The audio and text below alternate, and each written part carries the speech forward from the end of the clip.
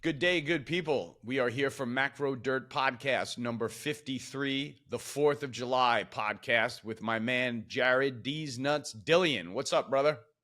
What's up, Mr. Bi-Curious? Bi-curious. That's a scintillating comment to make to start off the podcast today. I'm not that curious about that, actually. So the 4th of July, did you know all these crazy facts around the 4th of July? Did you know that the names and signees were kept secret for 6 months to keep them from the British? Oh, so they wouldn't hunt them down? Yeah. Pretty wild, right? Yeah. And did you know that the colonists celebrated the 4th of July with mock funerals of King George III? No. Me No. neither. I would love to see one of those, man.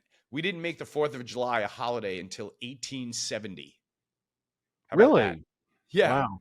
100 years later it took. Dude, you know what I think should be a holiday? What? 9/11. Yeah. I think Yeah, it should. everybody should have that day off. Yeah. Yeah. Couldn't agree more. Couldn't agree more. Probably the most impactful day of our lives. Yeah. I would say. I mean, I lost 20 of my best friends that day. That was a tough one. Yeah. It'd be nice if they had a holiday in their name. So that maybe we could put that in the suggestion box. How about the idea that John Adams, Thomas Jefferson, and James Monroe, who are all signed the document, all passed away on the 4th of July? Oh, I didn't know that. Wow. How about John Adams and Jefferson passed away within hours of each other on the 50th anniversary of the signing of the document in 1826? I mean, if you think about that, John Adams must have been like 85 years old or something like that. That's pretty good life expectancy for back in the 1700s, 1800s. Yeah, that wasn't bad. Yeah, he was the oldest guy, right, on that signed Yeah. it. I think I have that right here. The average age of the signees was 45. The youngest two were 26 years old. Pretty hairy, right? How about this? On the 4th of July, tell me how much Americans spend on fireworks on the 4th of July. I would say 2.5 billion.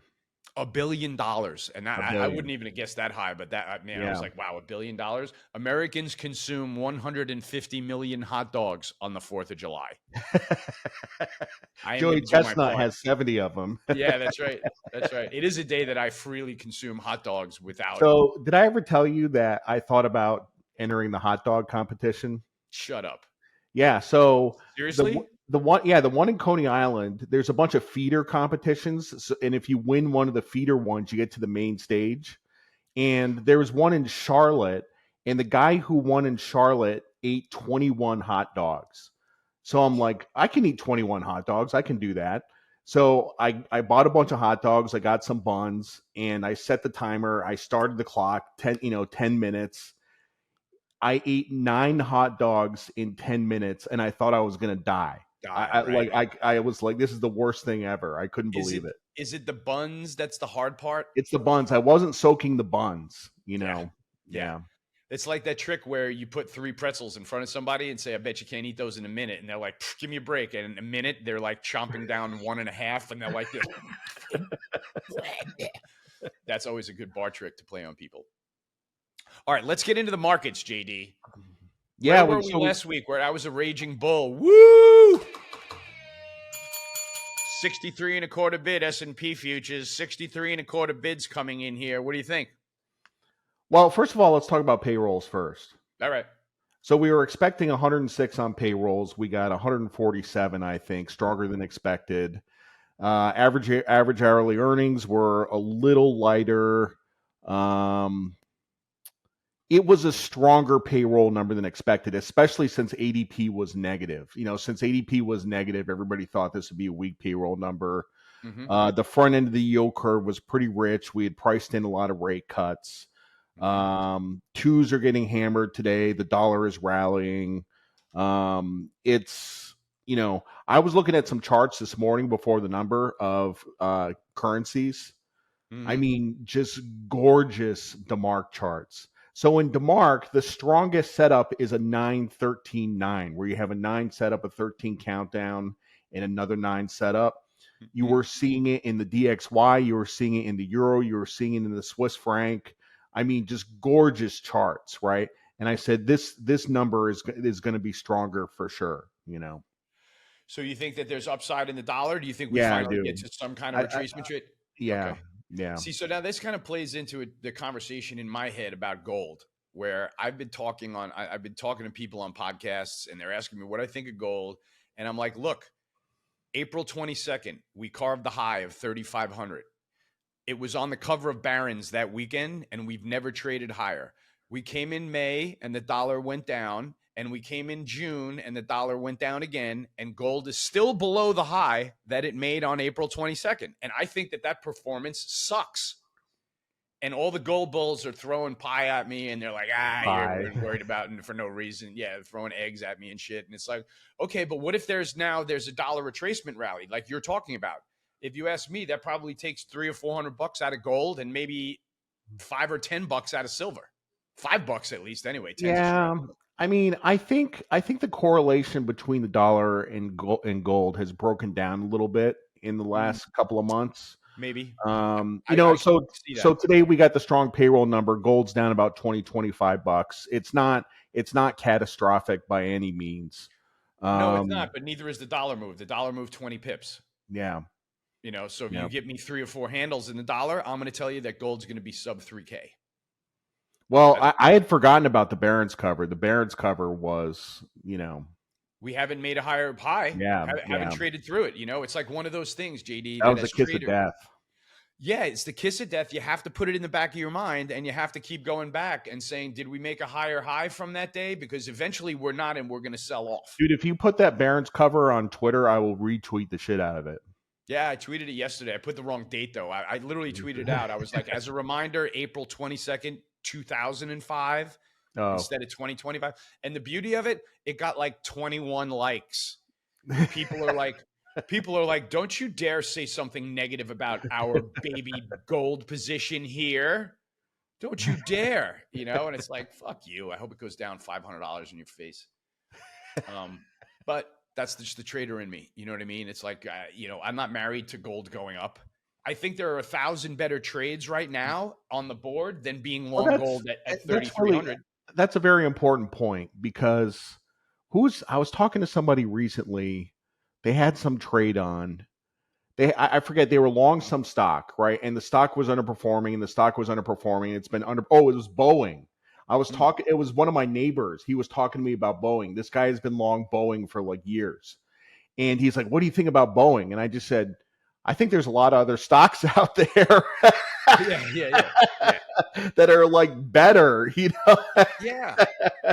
Yeah, like, look, you want to get me excited about something? Let's talk about, uranium miners. Let's talk about, social media is going berserk. Broker dealers Banks, are up. Like banks, what? banks. Yeah, banks could be a great trade Yeah, from here, man. If you're better at me than finding valuable stuff. I'm good at following what the market's doing and going with the momentum stuff.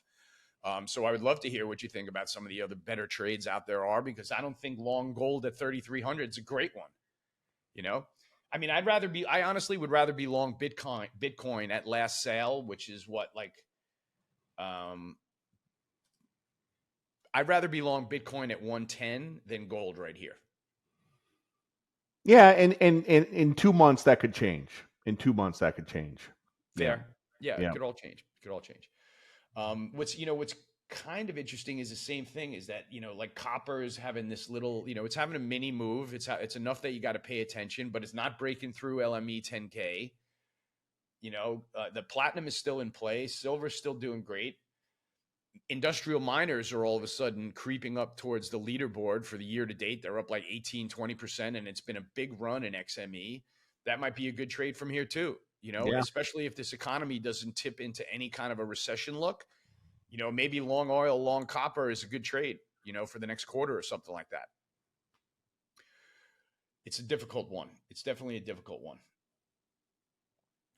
What are we leaving out, JD? Um, I mean the curve's flattening today. The front end is getting waxed, Yeah. which is going to cause some pain to some people. Um, I look at the range in 10 years in the yields, and I look at it as it's kind of like 410 at 460. And all this pop from 425 to 435 is mean reversion. That's why I think equities are celebrating. Equities love mean reversion in the rates markets. Dude, You know, rates are in a range, bonds are in a range. There's nothing to do. and what I love also is the like CNN fear and greed is just sitting there at like 62, kind of modestly greedy, because like I've said before, that is not enough of positive sentiment for me to be concerned. Like talk to me when that's redlined at 98 extreme greed for 2 weeks, then So I'll make did a sale. did you read my newsletter called Idiots? Did you read that? I didn't. No, I've been Okay. traveling a lot. I missed a bunch of them. So basically what I was talking about is the idea that you actually, as an investor, you have to be two different types of people. Now, you and I basically traffic in smart people, right? And Yeah. smart people don't buy idiot stocks. They don't buy MicroStrategy. They don't buy Celsius. They don't buy Tesla, right? They buy slow, boring stuff, Philip Morris, whatever. Hmm. And like basically, as an investor, you have to be dumb on the way up and you have to be smart on the way down, right? There's a lot of dumb people. They buy Bitcoin, they buy all this stuff, and they're like, yeah, I'm holding it forever. They ride it up, they ride it down, and they end up losing money. So basically, you have to, in bull markets, you have to trade like an idiot. But in the back of your mind, you have to know at some point you have to get out, right? Yeah. Yeah. And go the other way. Yeah. It's kind of like it's kind of like the comment where when you see a bubble, buy it. Yep. Right. Like the first thing is like as soon as you identify it, I mean, you and I That's what spend a lot of Soros time. said. That's a Soros quote. He Yeah. said, when I see a bubble developing, I get in there and make it bigger. Yeah. Yeah. I mean, he knows the path of least resistance Yep. in the trade, right? And it's going to be up the first time until your Aunt Connie calls you and asks you what's going on in the thing. And then you know to make a sale. Right. But so here's the thing, JD. I have got guys that on the Cornell lacrosse team, national champions, that are texting me saying, "What's up with the weak dollar? Oh, dude, the dollar is bottomless. These are freaking, they're college kids, That's great to know, man. That's dude. great to It's know. my thing now. You know what I mean? There All of was, a sudden, it was funny because my good friend Trevor Hall, who yeah, is a good friend, me Trevor. too, my You, boy. you guys both spoke at my conference. Yep, So Trevor tweeted out this interview with Kai Hoffman and Julian Bridgen, and Julian Bridgen I have a lot of respect for. yep. But the thumbnail of the podcast, the thumbnail said 40 to 50% dollar crash. And so, I quote tweeted it and I'm like, well, that's ringing the sentiment bell. And Trevor was a little upset. He's like, come on, this is Julian Bridge and it's not pomp. I'm like, still, like, if you see a headline that says 40 to 50% dollar crash, come Come on, on. dude. Yeah, come on. We're still talking about the reserve currency. We're still talking about aircraft carriers. You know what I mean? And look at the other dumpster currencies out there. Crash against what? You buy the yuan? You know what I mean? Like what are you going to go buy that's going to go up 40% right now? Like give me a break. And I love Julian too. I think he's one of the best analysts out there and an absolute pisser to hang out with. Yeah. Absolute pisser to hang out with. Um, so I like that this stuff. I like that sentiment is percolating. I like that it's been straight down 10% for the dollar this year. Everybody's bearish, and I've got Cornell lacrosse players tweeting me, asking me about it. I feel like gold is going to go down. I feel like the stock market is going to absolutely rip everyone's face off. And above 6,500, all the Europeans are going to say, you know what? We need some U.S. exposure. We're in good shape here. No recession. America first. This is the way. Mark my words. Mark my words.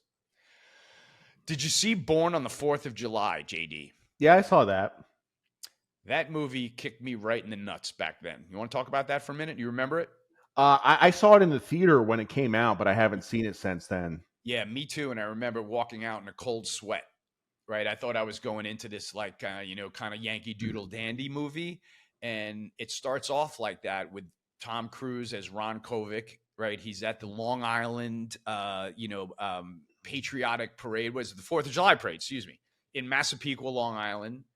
Signs up to go to the army. He wants to preserve the country that he grew up in and gets sent over to Vietnam, and things go pear-shaped so quickly that you will start sweating.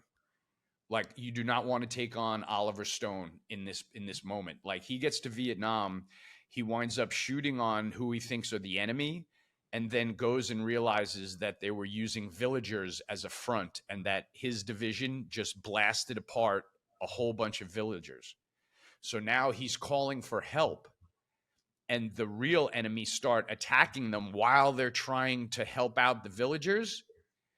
And some guy comes over a ravine at him, and Cruz turns and plugs the guy, and it's American soldier. Think about that stress for a moment. Yeah. That's a I'm not making it through that day level of stress. Yeah. For me. Yeah. I'm not making it through that day alive, I don't think. And then how about when Ron Kovic goes and confesses to his commanding officer?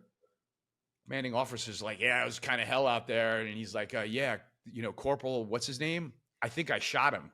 And his commanding officer's like, nah, come on, you can't tell who the hell did that, whatever. You know what I mean? And you're like, oh, like this guy is tapioca a half hour into the movie, and then it just gets worse from there. But anyway, I guess I'm just painting a picture that it was a really realistic thing for me, and a great job by Oliver Stone to kind of show you that war is a lot uglier than you can even imagine.